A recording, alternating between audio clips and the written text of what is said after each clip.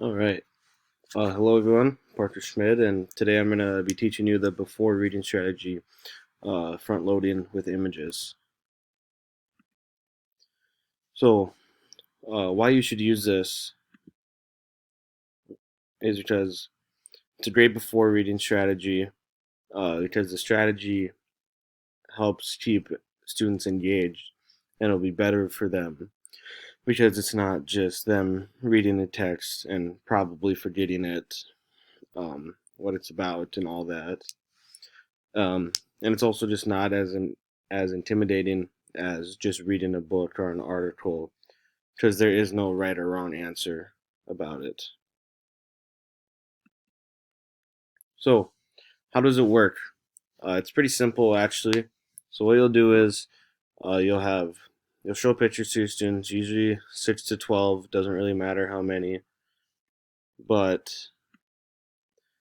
and then you'll show the pictures one at a time, and then you'll give the students some time to talk about them aloud with partners or not. Then you'll show an anchor image, which is just your main image that your article is about.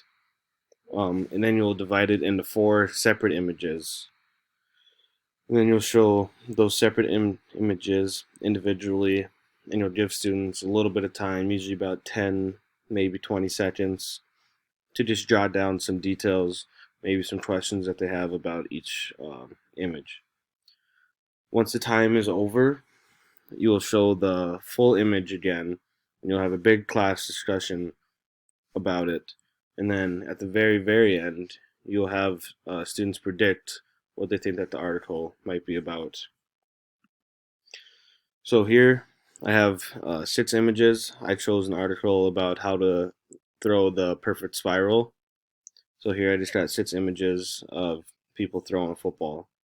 And then you'll show the images individually, like I have here, just a couple pictures of people throwing a football, yada yada. And here's my anchor image that I chose. I just chose it because it's obviously a professional quarterback throwing a perfect spiral. And then you will show the first image, which is my top left corner.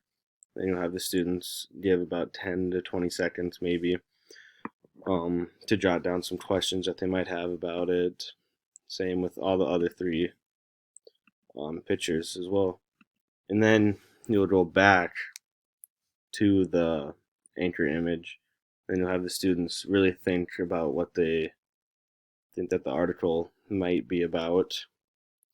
And at the very end, you'll have all the students try to guess to see what the article is about. Pretty simple. Thanks.